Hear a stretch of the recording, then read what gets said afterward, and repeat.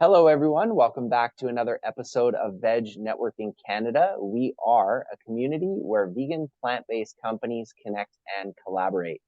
It is important to honor, acknowledge, and respect that many of us are located on the traditional, ancestral, and unceded territories of many Indigenous peoples of Canada.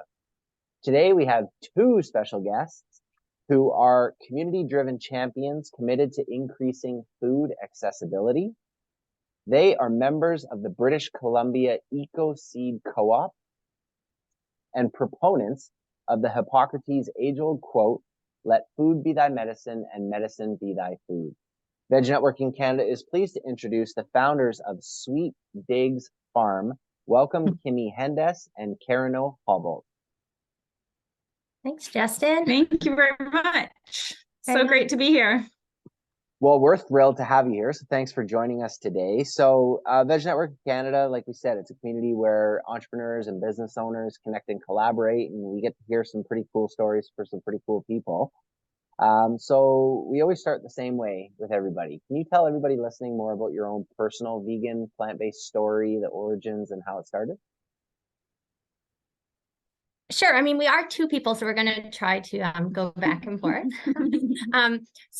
And I'll sort of speak about us, and then, Kimi and I go like this, we're a couple and we work together. It's very enmeshed. So, probably we've been to vegan for about, I guess as a couple, we've been together 22 years, and I think we have been vegan for about 19 of those years together.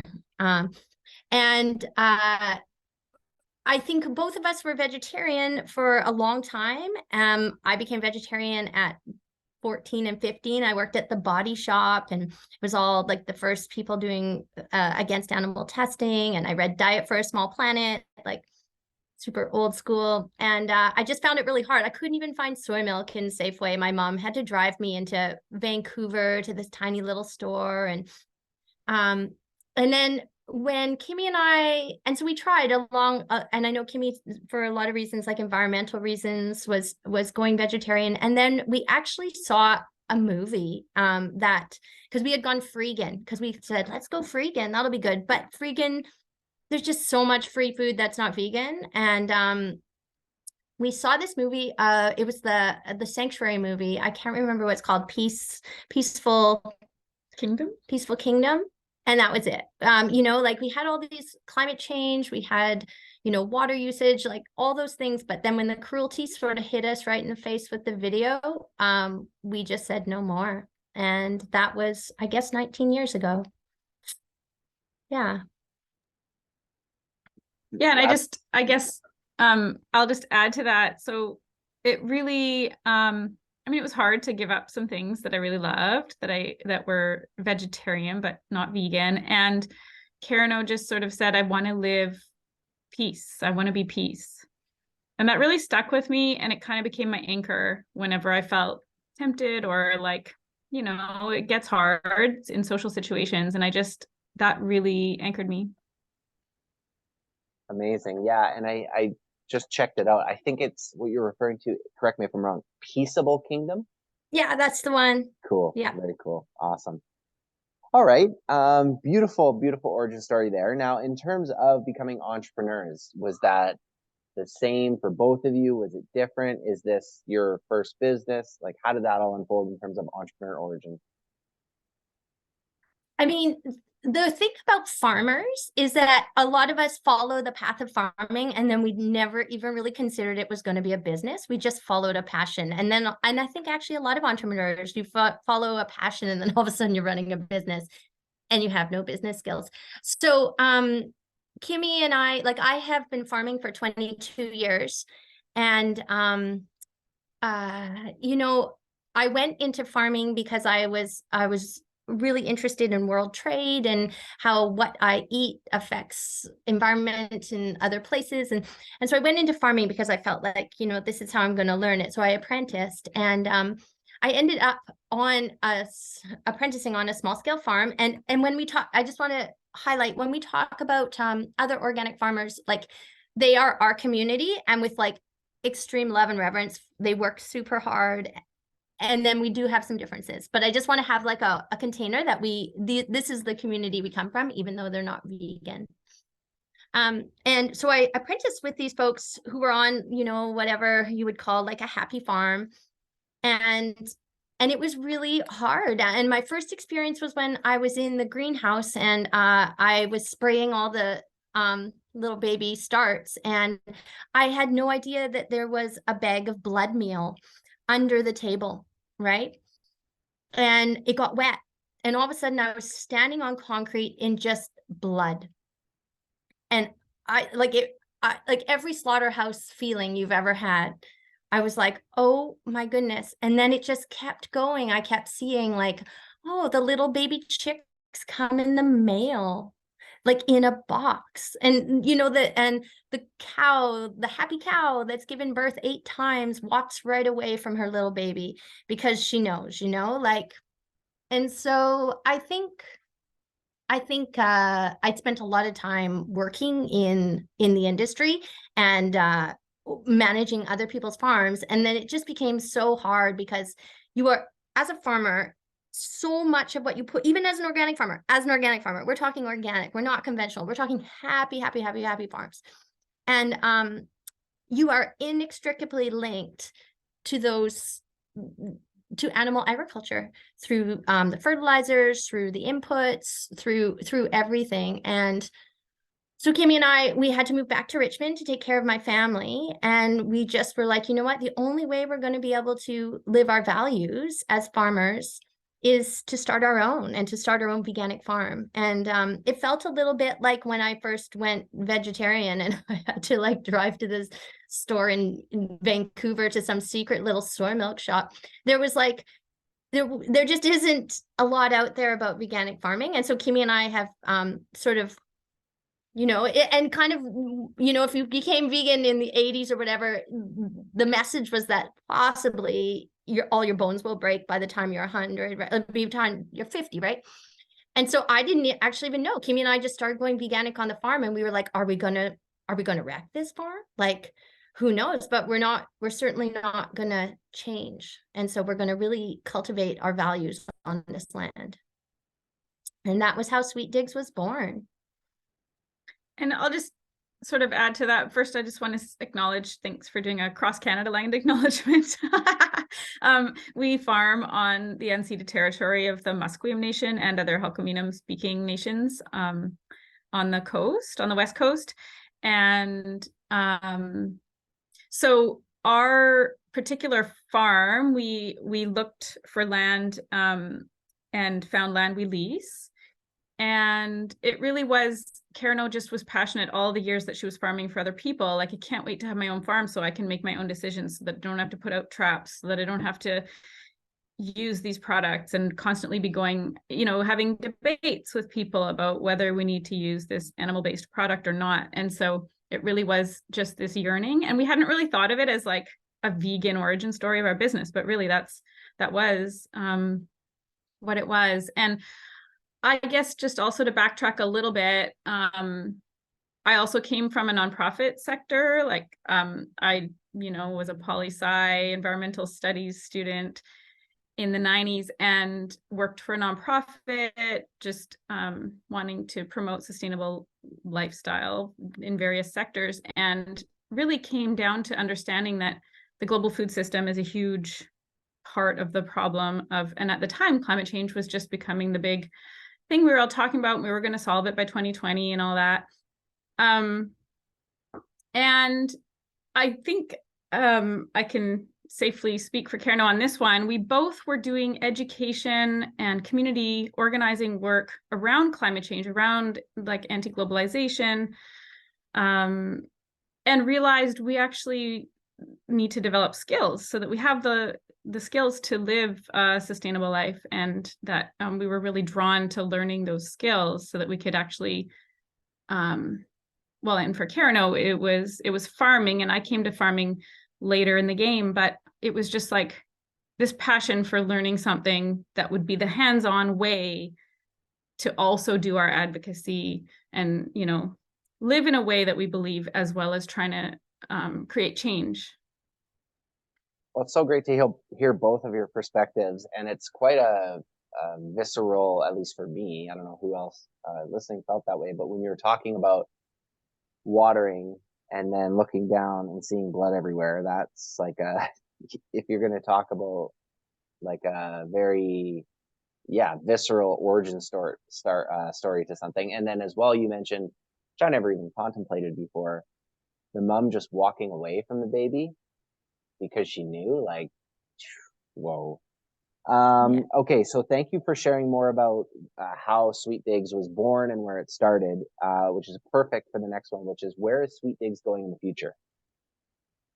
That's such a great question. We really loved your questions. Yeah, you do have awesome questions, even though that one's like hard. Let's do some visioning on that. We got out the flip chart. No, you know, being a farmer gives you, so we're very cyclical in our work. So in the winter, every winter we get a chance to reevaluate and to see, like, where did we go this year? And so we have some pretty strong threads of where we want to go in the future. And I think a lot of it is to continue the education and advocacy piece. It's challenging. We have very few of our customers are vegan. We sell vegetables. And so we do the soft sell of, like, the soft vegan message in our well, we don't really do marketing. We run a community supported agriculture program. So it's all pre-sold. And so then our communications throughout the season is just to our members they've signed up for a box. And so every week when we send you your box of vegetables, we also send an email. And in that email, we pepper it full of all the wildlife at the farm, and maybe why it's so important that we protect habitat, and all the sort of values that we have as veganic farmers. We sort of infuse it, but really in a soft way, like sort of storytelling. And we give vegan recipes. We don't ever give a recipe that's not vegan, and inevitably it says vegan cauliflower curry or whatever the recipe is. And so people know. But we would like to, and we've been a little bit more outspoken on our website, or a bit more transparent on our website about what veganic means to us, and sort of our ethics. And I think where we would like to go in the future is to continue to do that, to continue to educate and find ways to share the vegan message. And one way of doing that is to talk about veganic agriculture, and maybe offer that to farmers, but more so to vegans. So vegans raise their awareness about how the food system is not veganic, or how we can advocate for more veganic agriculture. And maybe we have a workshop that we've offered through Victoria Moran's vegan coach and educator, vegan lifestyle coach and educator training. So we've developed that and have reached out to vegans that way, and we'd love to continue to do that. We do a lot of mentorship with young farmers, and that's really awesome because we want to keep supporting people to stay in agriculture, because it's a real burnout situation. And so we really want to support young farmers. And the funny thing is so much of our passion is veganism, and how we enter into our ecosystem where we farm is just shared food system. We honor all the food systems that were there before we came, and continue to be there while we're there. And but a lot of new farmers are not interested in veganic agriculture. I teach at a farm school, and I always drop, we're veganic and whatever, but there's really just no uptake. And that's not even overstating, there is none. And from the people who get into farming. So Kimi and I are like, well, then I think we need to get more vegans into farming, because when you come into farming, going into the farming community doesn't change you into a vegan. In fact, quite the opposite, because all of a sudden you have all these options that, meet your values, and a community that will support you in that.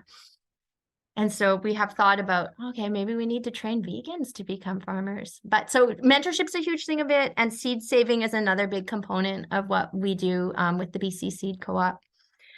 I just want to say one thing is that like it is quite challenging being a farmer in the farm community and being vegan. And, you know, like you don't just come out as a vegan, right? You get people to like you first and let them know that you understand the circle of life and all that kind of stuff. And then you kind of like, you know, maybe say no to the sandwich at lunch. And, you know, there's a big, farmers are not pro-vegan. They literally, like, the world began with manure in a farmer's world. You know what I mean? And that you know, like, and it's really goes, so it's really hard to actually be in our community and be a veganic farmer. It's not a lot of because it's easy to be a veganic farmer, but not to be out about it, really. No, we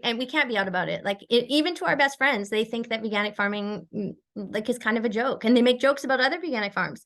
There was one that James Cameron's tried to start on the island and it flopped, and they were like, ha ha ha, because it was vegan. And you know, Kimi and I are like sitting there 10 years in, our farm's doing rad, but we don't really like talk about it. And so we're, you know, and to the degree that I was even at a conference a few years ago, I was the MC kind of guy. And one of our elders in the community who I have worked with for 20 years told the room of small scale farmers, you know, we have one thing, we have the next biggest threat for small scale agriculture. And I was like waiting, right? I was like, we're going to take it on, whatever it is. And she said, is the vegans. And I couldn't even believe it, right? Because the vegans the plant-based movement is gaining quite a strong hold. And what had happened is that a vegan group had protested a small-scale farm in the area. And,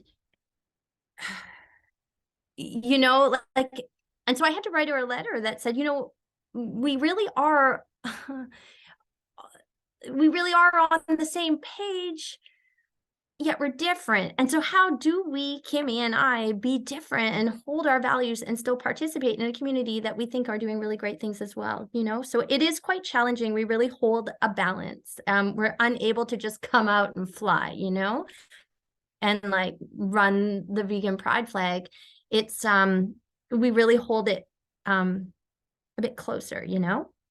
And we want to step into it. And when we meet people like Meg and all the farmers that are going to be at the summit, we're stoked because we really want it to be a movement that we can partake in and not feel so alone. But yeah, so stepping into that is kind of what we want to do. Well, and the summit meaning the veganic summit that is being organized by the Veganic Agriculture Network and Learn Veganic. Absolutely. Well, it sounds like that is where Sweet Digz is going in the future, for sure. Easier said than done. Totally. We all understand. We get it. And then coming with that is a thread that both of you were talking about, which is in the future continuing to educate and empower in a multitude of different ways that you had both said.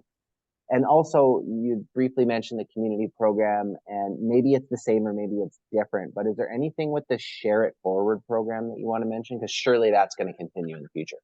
Yes, Yeah. Thank you so much for asking about that. Yeah, so that's this whole other piece of our business that we found a way to, you know, it's challenging to charge the kind of prices that you need to charge. I mean, we're competitive with local grocery stores. As local farms should be. But, you know, it's labor intensive and we have to charge a price that we know not everyone can afford. And so one thing that we've done is created a Share It Forward program where every time we offer, when we have our registration, where people pay for their veggie box or whenever we have sales, bulk garlic, we offer the opportunity for the customer to add on to support our Share It Forward program. And then that helps us provide vegetables to community, to individuals and families in the community. And then also our latest focus has been basically giving back to Indigenous groups. So a community organization that provides family services for Indigenous community, and then a local food champion in the Musqueam Nation who has organized a food program for her community. So we provide food so that she can have a market where people come and get vegetables. We are growing on their land, so it's highly appropriate that we give food back. And at first, when we were exploring ways of establishing relationships with our host Indigenous nations, we thought, well, just giving food is a bit of a charity model that's maybe not appropriate. But actually, that's exactly what she wanted. So the Share It Forward program is a way that we can bulk up how much we can offer, because it allows us to get paid for at least a good portion of it. And then we pass that along. And so it's our members paying for that. So our members are really paying us to do good work. Yeah. And that is really amazing, because Kimi and I wanted to do this good work, but we couldn't donate. In the first years we donated. And then, as a farmer, the profit's not that huge. And we were like, how can we still get paid and do the good work? Mm-hmm. So we're still donating a fair bit, which also feels really good. It allows us to just amplify what the community can offer back, and then we get a chance to do education and awareness raising amongst our customers as well. And often what we need is a pathway, and food is a real pathway to building a connection with, like, if we didn't have food, we wouldn't have known how to reach out to the local Indigenous community. But by having food, we can say, hey, would this be useful? Can we offer this? And then a relationship builds. And so slowly over time, the relationship builds. And now we're actually working in collaboration with a community on the Central Coast, and offering some of what we know and some of our networks of seed savers to hook into the programming that they are doing. And, everywhere Indigenous communities are doing amazing work on their food systems to revitalize. And so it's a great way that, settler folks can support, learn about, and just recognize, just sort of celebrate and champion what they're doing. And that came from Kimi. Kimi runs a little hot sauce biz outside of Sweet Digz.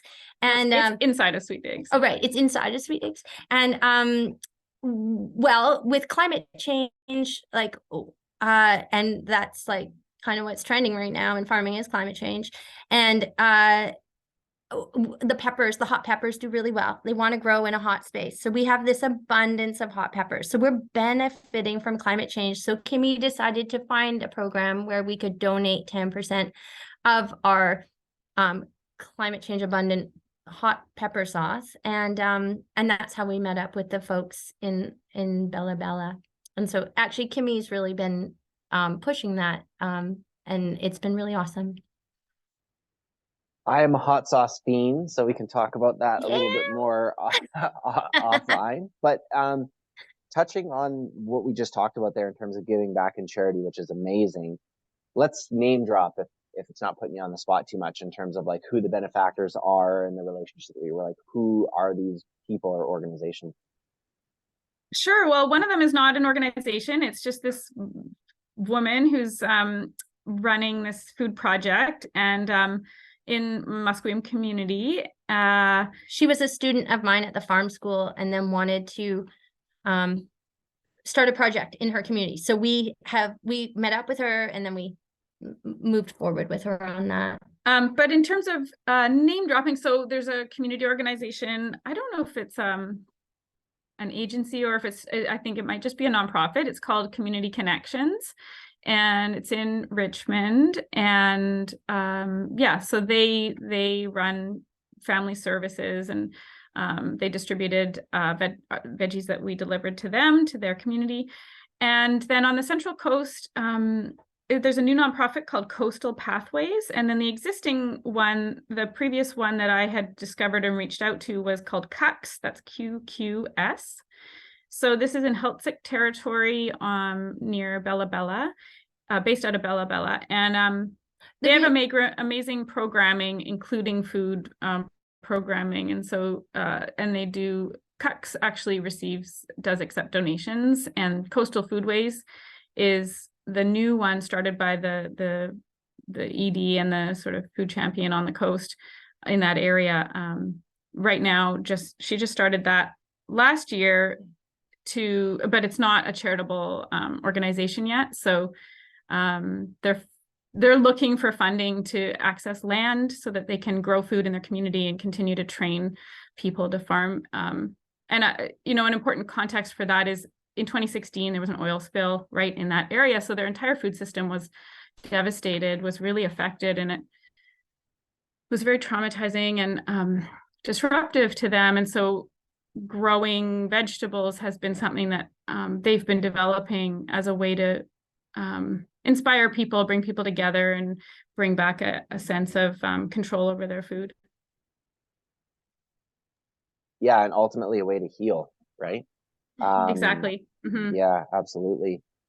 Beautiful. Awesome. Thank you. Now, in terms of your industry, it's interesting, right? Because we talked about it briefly at the beginning.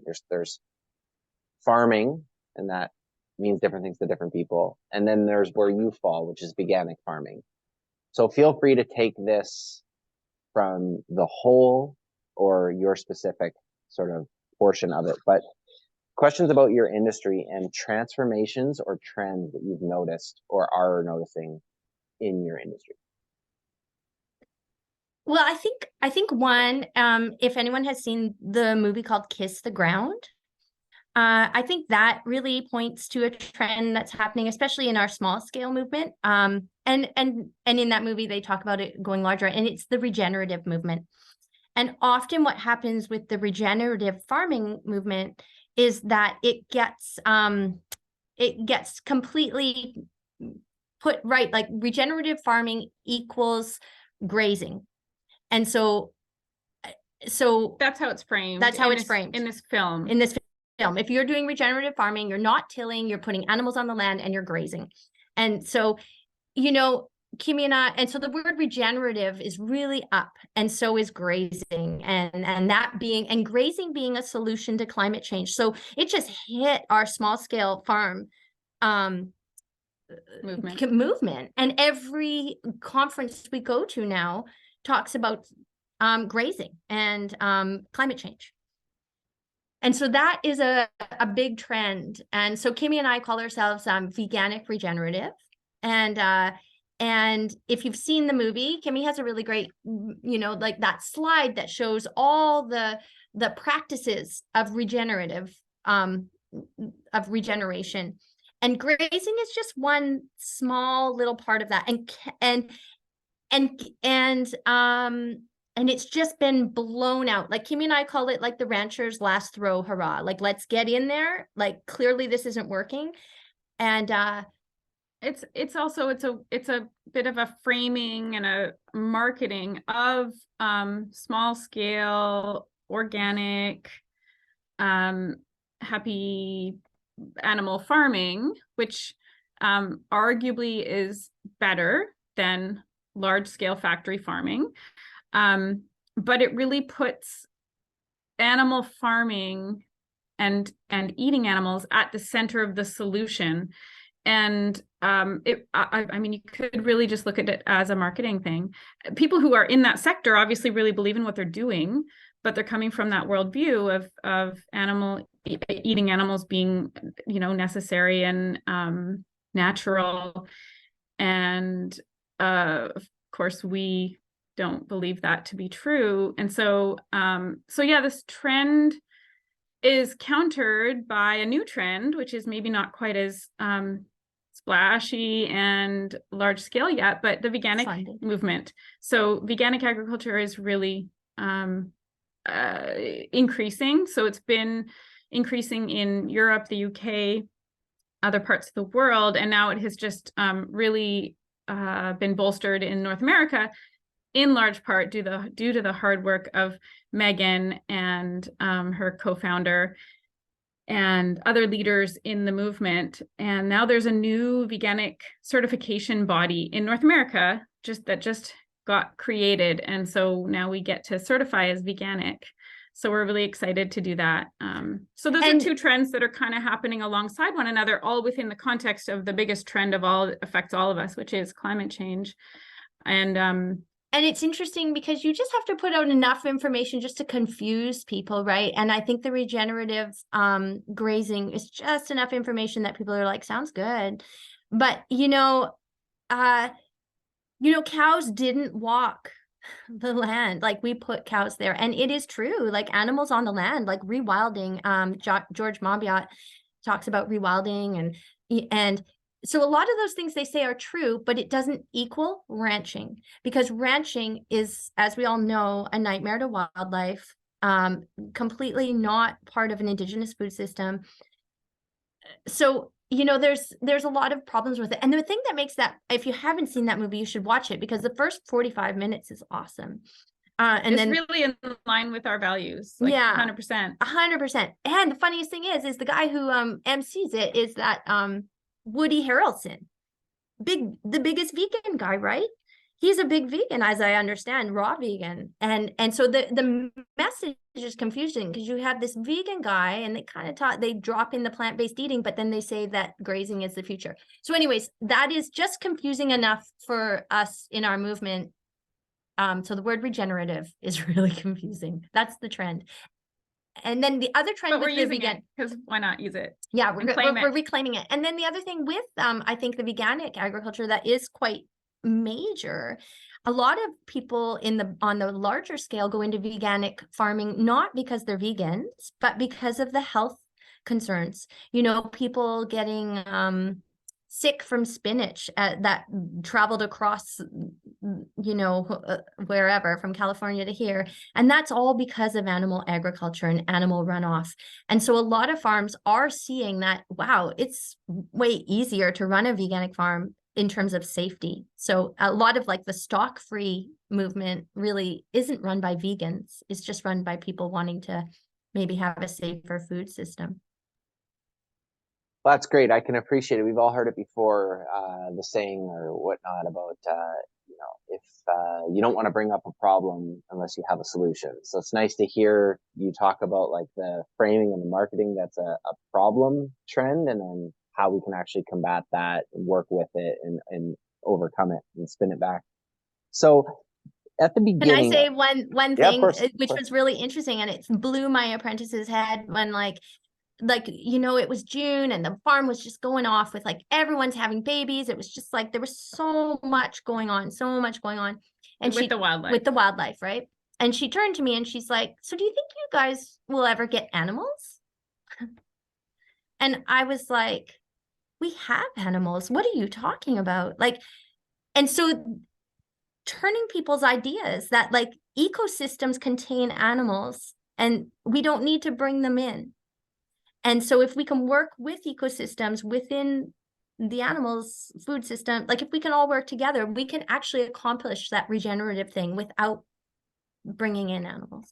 Yeah, you ask people who say, well, we wouldn't have cows if we never created them and do what we do to them. It's like, have you ever heard of, I'm pronouncing it wrong, but like, have you ever heard of Urox or Urox, the original cow? Like, and people, right. Yeah. Anyways, at the beginning or earlier on, you talked about a book, Diet for a Small Planet. And then there was also mention of a documentary called Peaceable Kingdom. So whether it's relating to your industry, veganism, entrepreneurship, business, mental health, whatever it might be, are there any resources that are books, documentaries, websites, apps, anything like that that have helped you in your journey in any of those different ways that somebody listening might help them as well?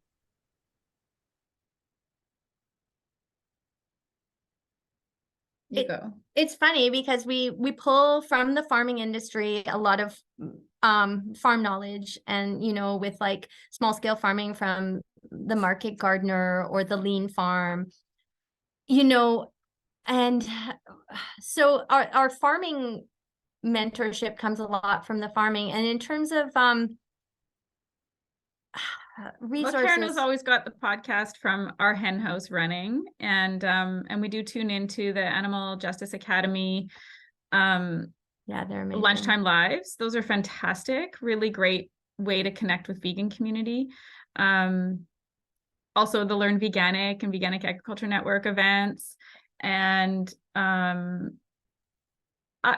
I think just in general, like we also love listening to music. So music that just sort of inspires us just, you know, when we're focused on work so much. And we love turning on music and tuning into artists who are like, I think talking about what's real and the challenges that we face, but then like just building connection and coming through the heart, like really just having a heart connection. Kimi and I are obsessed with Michael Fronte. Yeah.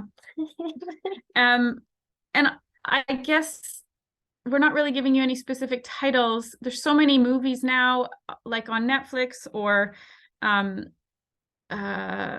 just available really to watch about seeds, global food, you know, Seaspiracy, Cowspiracy, What the Health. Like there's so many of those movies now available that I think just maybe some of them can be hard to watch. They're not really like, I mean, Earthling's pretty hard hitting, but most of them are not so terrible. Although, you know, I find for me, it's okay to see the odd bit of footage about a slaughterhouse because, I mean, I can close my eyes, but if I had never seen that, I wouldn't understand the importance. I wouldn't have this visceral connection whenever I'm walking through my life at a decision point, whether I'm going to say something to somebody. Like I'm no longer ever questioning whether I'm going to have something non-vegan, but like it's good to witness and to like have those images emblazoned in my mind so that I don't ever forget, and so that I know that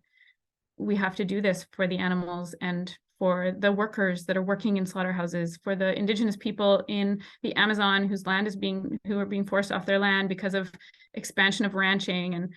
And you know, like, so I think another thing that really inspires me on that note is reading books. I kind of like a bit devour books that have like a systemic, like a systems analysis of oppression, systems of oppression, so that Raj I can Patel, maybe? Yeah, anything by Raj Patel is fantastic. And you know, just books that explain what's going on in the big picture and offer a path forward so that we can all see a way in our life to choose a path, something that is inspiring to us and that we want to you know, just it's important to know that whatever it is that we're doing connects in a big picture way to what people everywhere are doing, like this global solidarity.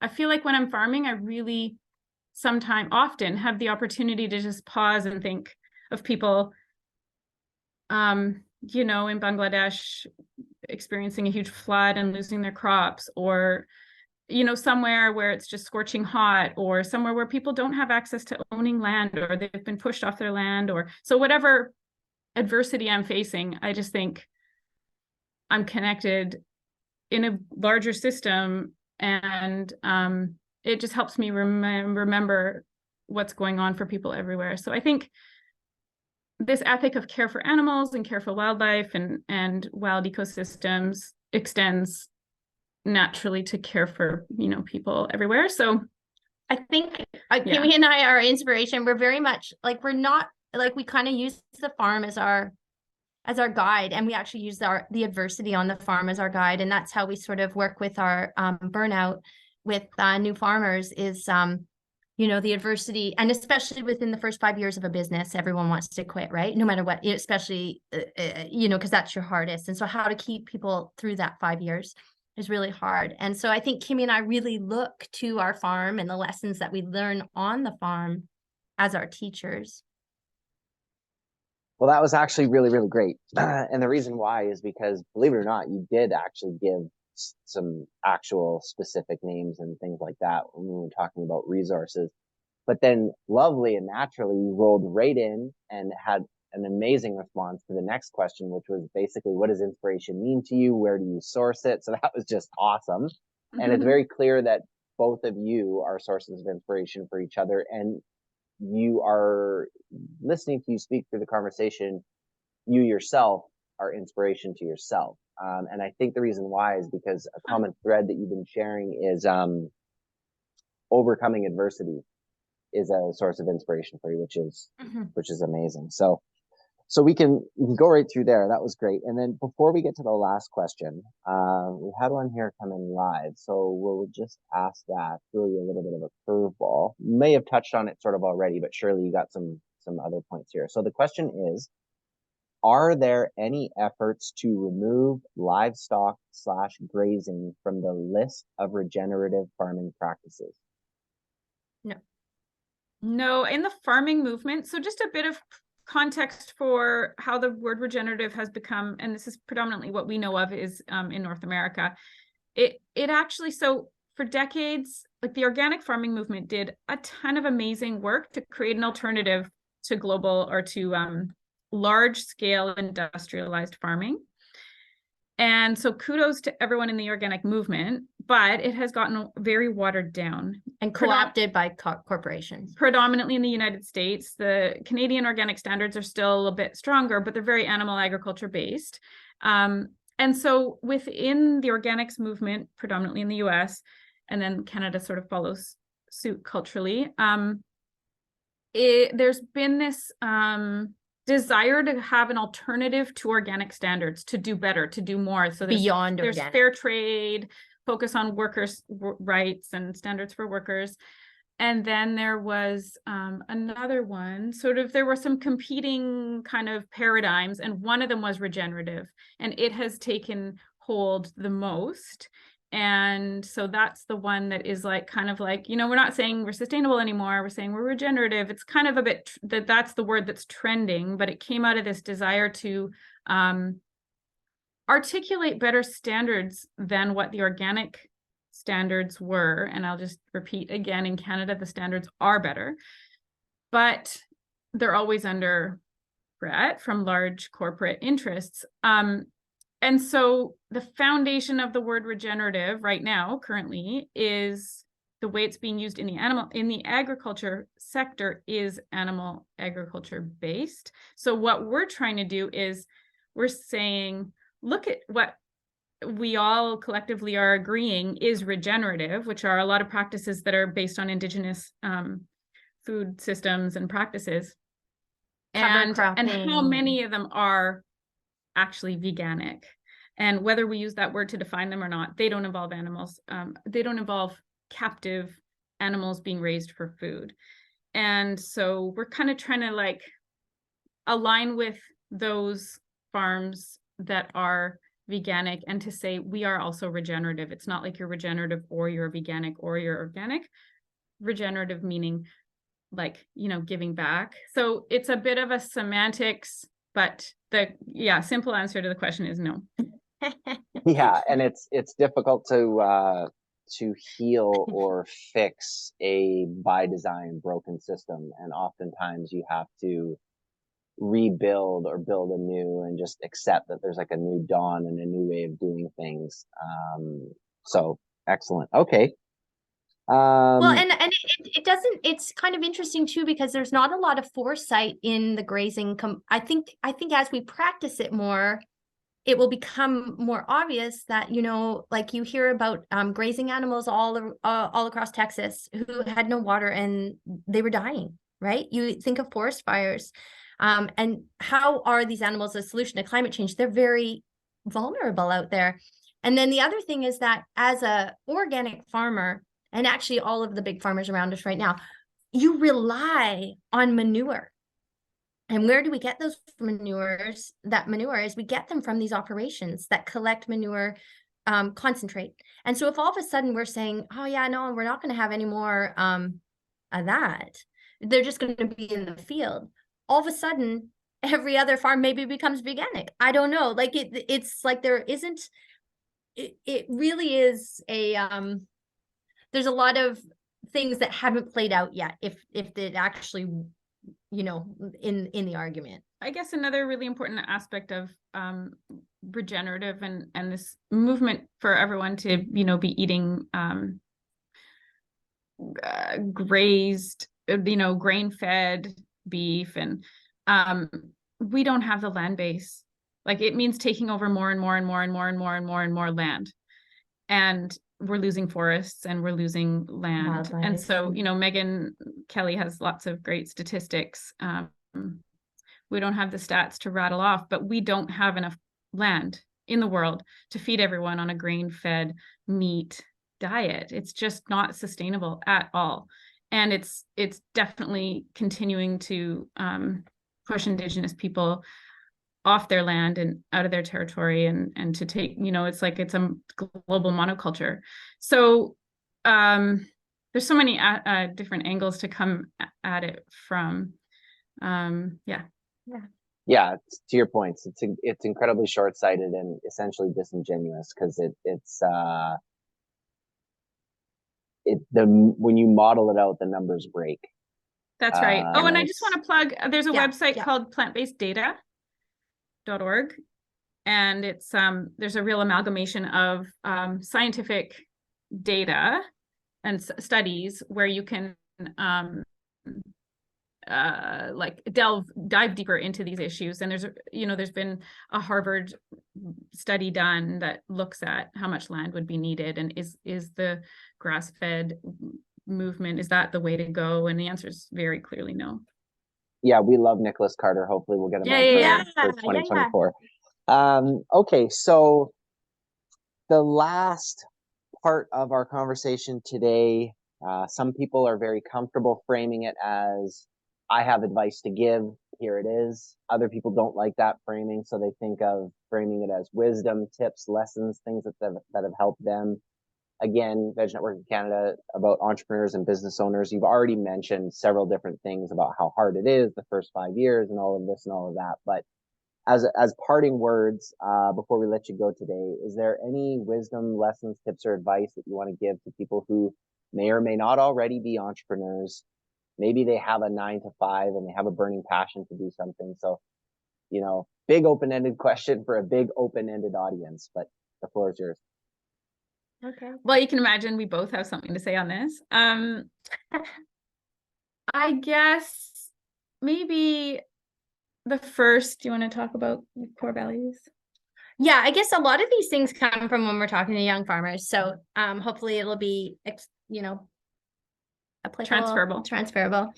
And one thing is holding on to the love and why you started your business. And that's really important because, I spend a lot of time washing Rubbermaid bins. It's like the worst job. And I didn't want to spend my life washing Rubbermaid bins, right?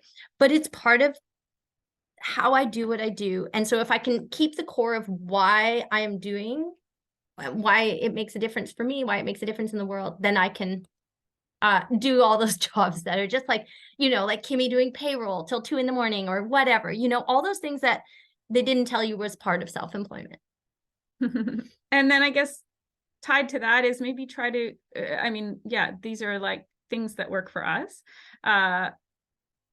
So farming's naturally seasonal, like I mentioned. And so I would imagine it could be useful for everyone to just try to imagine some seasonality and give yourself a chance to just really deeply reflect, a chance to rest, like to just sort of like rest from your business for like a beat and then reflect. The winter gives us that. Thank goodness we live in a climate where we can't farm all year, because we really do regenerate. Like we really get our inspiration back, and we have sometimes we have insights like, you know what, I want to shift the business a little bit this way this year. Okay, how did that shift go? Sometimes it didn't go, as well as we would have liked. So I think those moments to reflect. And something that works for us really well is that we grow really slowly and incrementally. Like we grew our business very slowly, and we just sort of imagine ourselves as very humbly doing a very small thing in a very small way. It's kind of like one of our little memes, I guess. It's like, do something well rather than just like making a big splash and over promoting yourself before you feel like you've got the thing to offer. And for us, food is the medium and the message is our values and our beliefs and our passion. But the food was solid before we started like really overhyping the food, you know, like, so if you've got the thing, it's a lot less stressful too that way. And I think there's a real tendency these days with social media, and there's so much splash, and it's okay to not be at the top of the wave and like be the splashiest advertiser. I think if you are really solid and you build your customers and you have that relationship with your customers, the proof is in the, you know, what you're offering.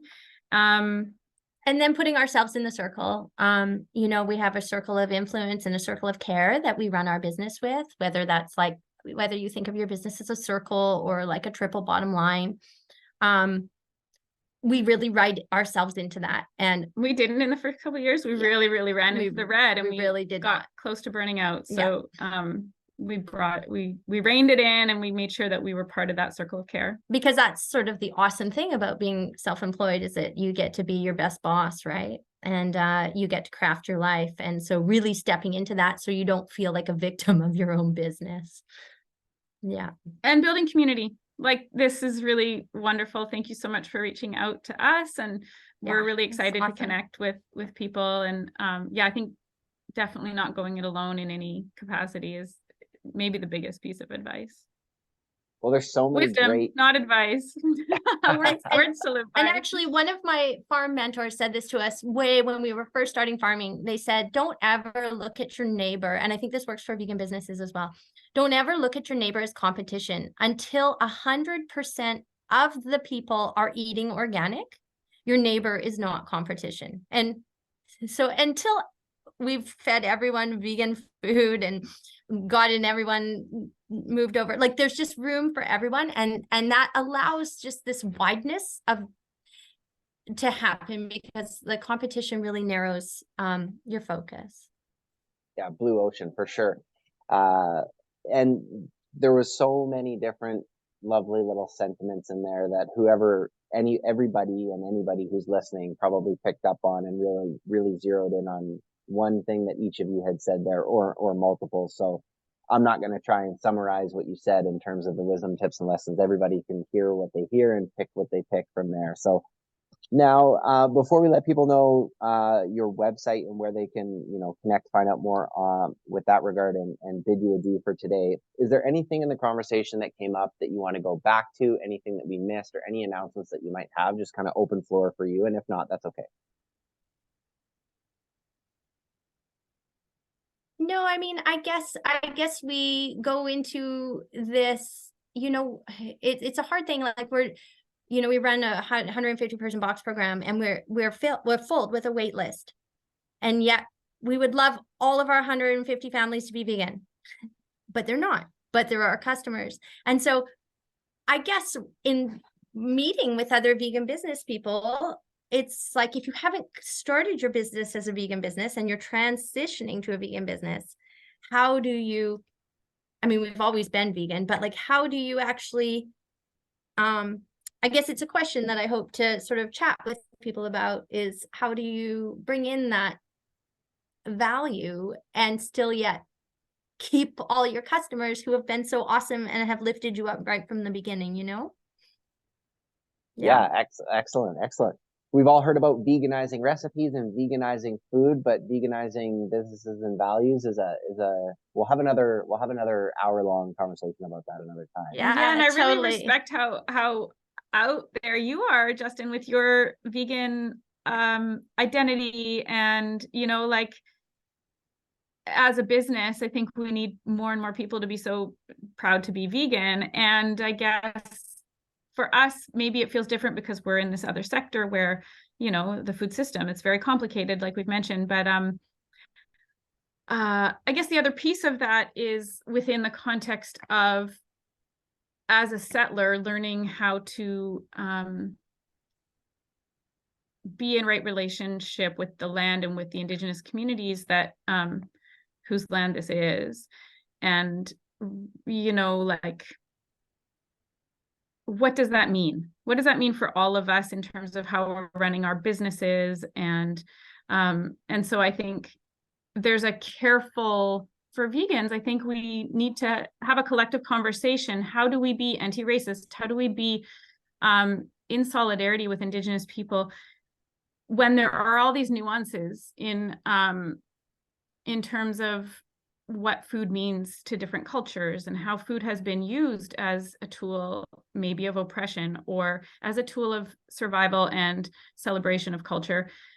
So I think the vegan movement has in North America maybe predominantly been very white centric. And so I really love the Encompass. You can find it on our Henhouse podcast, the Encompass lecture series on anti-racism in the animal, what's it called? The farmed animal movement. Anyways, it's a very, very insightful series of essays, and you can listen to them exploring how we need to transform the vegan movement to be anti-racist and to be more aware of sort of the complexities. And so I want to be proud as a vegan and affect change at the same time as being very mindful of these other trends that are happening in the social justice movement, so that we are creating alliances rather than isolating ourselves and sort of creating more division. I think that would be really interesting for us to explore more, and I'm super stoked to know if anyone else feels that way and has thoughts on that.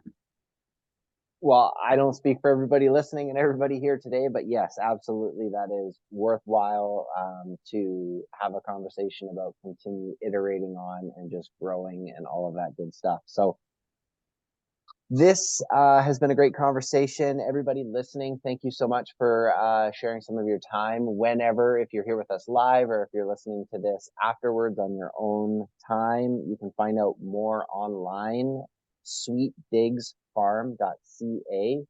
Digz is spelled with a Z or a Z, whoever's listening. So that's sweet, D-I-G-Z, farm.ca, sweetdigzfarm.ca. So you can find out more there. Like we said, this has been an amazing conversation with the founders of Sweet Digz Farm, Kimi Hendess and Kareno Hawbolt. Everybody, thank you so much for joining us on another episode of Veg Networking Canada. We will catch you soon for another one. Take care. Bye for now. Thank you. Thanks so much.